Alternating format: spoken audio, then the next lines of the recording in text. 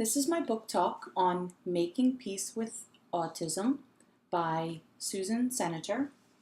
I wanted to first start by reading a small essay by Emily Pearl Kingsley. She's the mother of a child with Down syndrome, and although the book that I'm doing my talk on is about a family who's impacted by a child with autism, I feel as though this essay describes the author's feelings during the first few years of her son Nat's life. So again, this essay is called Welcome to Holland, and it's by Emily Pearl Kingsley. It says, when you're going to have a baby, it's like planning a fabulous vacation trip to Italy. You buy a bunch of guidebooks and make your wonderful plans. The Colosseum, the Michelangelo David, the gondolas in Venice. You may learn some handy phrases in Italian. It's all very exciting. After months of eager anticipation, the day finally arrives. You pack your bags and off you go. Several hours later, the plane lands, the stewardess comes in and says, "Welcome to Holland." Holland, you say? What do you mean, Holland? I signed up for Italy. I'm supposed to be in Italy. All my life, I've dreamed of going to Italy. But there's been a change in the flight plan. They've landed in Holland, and there you must stay. The important thing is that they haven't taken you to a horrible, disgusting, filthy place, full of pestilence, famine, and disease. It's just a different place. So you must go out and buy a new guidebook. You must learn a whole new language, and you'll meet a whole new group of people you would never have met.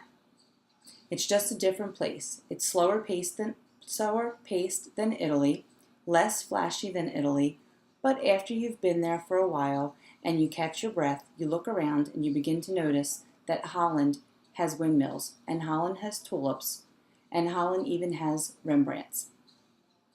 But everyone you know is busy coming and going from Italy, and for the rest of your life you will say, yes, that's where I was supposed to go. That's what I had planned. But if you spend your life mourning the fact that you didn't get to Italy, you may never be free to enjoy the very special, the very lovely things about Holland. So in her book, Susan writes that we were so prepared that we didn't think anything could go wrong. And I feel as though this is very relatable to families raising children with autism. Susan goes through periods of not knowing if she is suffering from postpartum depression because of the lack of connection between her and her son Nat, or if there is something wrong with him. Susan talks about how her husband had confidence in the fact that nothing was wrong with Nat, and how that made her feel reassured and yet lonely at the same time. Susan has 3 children, and she talks during the book all about what it was like for the family and Nat when each additional child was born, and the adaptations that needed to be made. Nat's diagnosis didn't come until he was 3 years old, and the diagnosis was met with mixed emotions for Ned.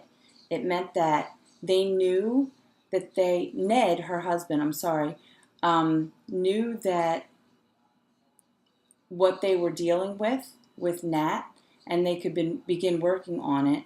And Susan, however, was in disbelief, and she wanted the diagnosis to be something else. She also discusses the struggles with her marriage and the importance of seeking support and communicating to rebuild this relationship. Most of the chapters contain helpful hints and tips, hints such as the healing process as a couple, making crisis storybooks, which were very helpful to Nat throughout his diagnosis, and preparing for an IEP. The later chapters in the book contain helpful hints on school placement, vacationing, and leaving your child with someone else for the very first time. Despite everything that Susan and her family have encountered, and all of the obstacles that they have faced and overcame, or those that are still to come, Susan still describes her family as okay. I highly recommend this book, and I would give it 5 stars out of a 5 rating. Hope you enjoyed my book talk on Making Peace with Autism.